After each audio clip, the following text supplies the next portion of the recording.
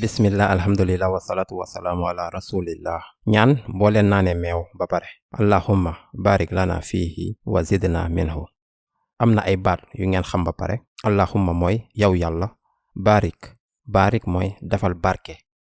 lii ndigal la waaye duñu forcer dara yàlla, astaghfirullah, dañu koy ñaan rek. lana barkel ñu, jox ñu baraka fiihi li ci biir, ci meew bi, ci naan bii. wa mooy ak, wa zidna am na ñetti baat ci biir. wa mooy ak, zid mooy yokk, naa ñun, wa zidna ak yokkal ñu, minhu ci moom, ci meew bii.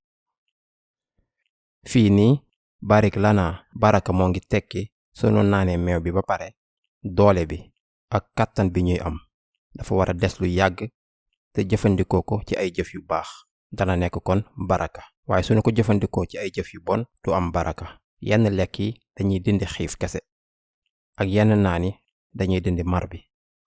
meew nag xiif ak mar lay dindi.